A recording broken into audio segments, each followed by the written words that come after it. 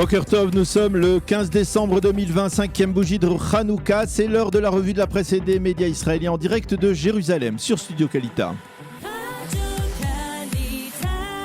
Et oui, on retrouve Daniel Haïk à Jérusalem alors que l'on se prépare à vacciner en Israël. Daniel, vous avez été attiré ce matin par la page d'ouverture assez triste du grand site d'information Ynet. Oui, effectivement, il s'appelait Yitzhak Ben David, Eli Gouvi et le Cheikh Hamed Brik. Leur visage s'étale ce matin à la une du site Ynet, des visages derrière un chiffre. Yitzhak, Eli et Hamed sont 3 des 3000 malades du Covid-19 qui sont décédés depuis le début de l'épidémie en Israël.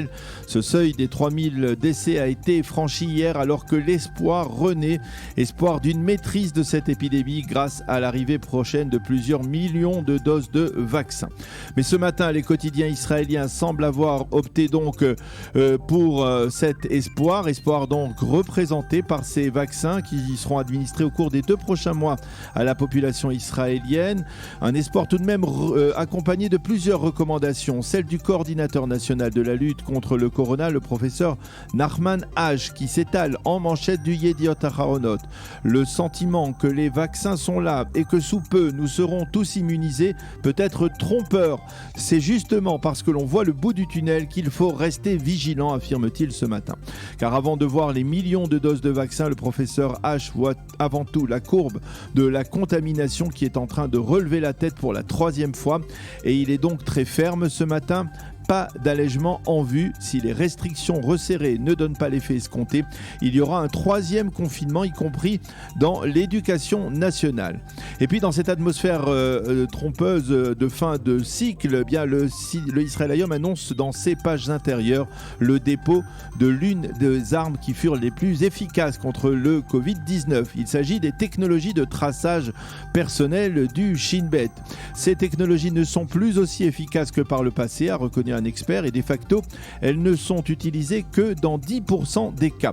Le Yediot Aharonot se penche également ce matin sur l'un des dégâts collatéraux de l'épidémie, la retransmission des cours dans l'éducation nationale par Zoom. Il s'avère en effet qu'elle est particulièrement problématique pour les plus jeunes, ceux des cours préparatoires et des cours élémentaires première année, qui rencontrent apparemment d'énormes difficultés pour apprendre à lire et à écrire sans le contact humain de leurs enseignants. Les journaux reviennent ce matin encore sur les carences graves recensées à l'aéroport Ben Gurion ces derniers jours, et le Yediot suggère une solution pour éviter les risques superflus de contamination, une loi qui obligerait les Israéliens de retour des pays rouges à se soumettre automatiquement à un test de dépistage à l'aéroport. Et puis au-delà du combat national contre le virus, il y a aussi des batailles personnelles qui suscitent une adhésion massive.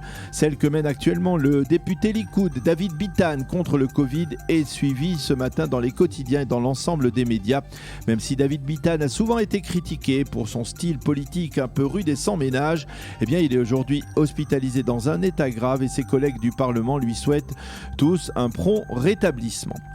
Le Israël Hayom préfère toutefois se préparer à la campagne de vaccination et il insiste dans sa manchette sur l'importance du bon exemple, celui qu'entendent donner les principales autorités israéliennes.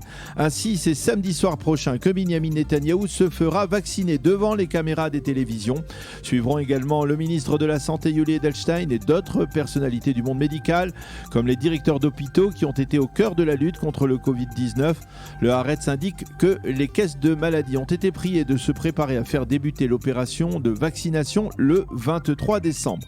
Mais le Maariv annonce toutefois que les directeurs de caisses maladies ont décidé de ne pas se précipiter et d'être prudents. Ils ont préféré entamer leur campagne auprès de leurs adhérents 4 jours plus tard, c'est-à-dire le 27 décembre, et ils accorderont la priorité aux équipes médicales et aux personnes âgées. Les quotidiens israéliens se penchent au chevet d'un gouvernement d'union nationale qui est décidément bien malade et qui aurait certainement bien besoin d'un vaccin pour l'immuniser contre la division sans fin qui le ronge. Ce matin, les journaux mentionnent le limogeage par Benny Gantz du ministre des Télécommunications Yoaz Hendel. Motif, Hendel a décidé en fin de semaine dernière de rejoindre avec son camarade de Derech Eretz Tzvi Haozer la formation de Gidon Sa'ar. Et cela fait dire à Mati Tourfeld en première page du Israël Hayom que Gantz est un capitaine capitaine sans bateau.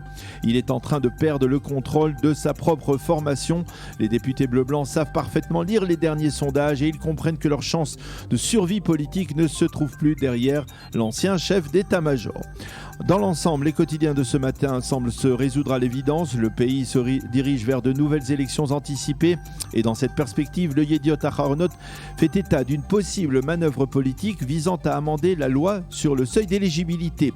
Celui-ci, je vous le rappelle, est actuellement de 3,25% des suffrages exprimés, ce qui empêche les petites formations d'entrer à la Knesset. Eh bien, il pourrait être rabaissé à 1,5%, par exemple pour permettre aux nouveaux alliés de Binyamin Netanyahou dans le secteur arabe, il s'agit de la liste islamiste de Ra'am, de franchir donc ce seuil et de se ranger ensuite aux côtés du Likoud dans un futur gouvernement ou une future coalition gouvernementale.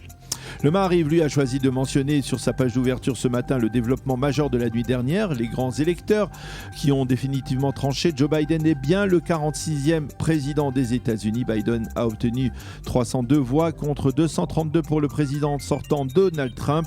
Le Congrès doit valider officiellement ses résultats en janvier, peu avant l'investiture du nouveau président. Et puis, dans les pages intérieures du Israël Hayom ce matin, la jeunesse est à l'honneur, la jeunesse israélienne d'abord, avec de jeunes soldats de Tzahal qui termineront la semaine prochaine le prestigieux cours des pilotes de combat de l'armée israélienne. Depuis le début des années 90, lorsque les femmes ont été admises dans ce cours, 67 d'entre elles ont réussi à le terminer. Et la jeunesse juive ensuite, puisque le Israël Hayom nous indique que le fameux programme Massa a fêté hier son 16e anniversaire, un programme Massa qui permet aux juifs, aux jeunes juifs du monde entier de séjourner pendant un an en Israël avant de décider si oui ou non ils feront leur aliyah. Et puis Daniel, rapidement pour terminer ce survol de la presse israélienne, on parle d'un commencement, un début de rêve pour la star du basket israélien.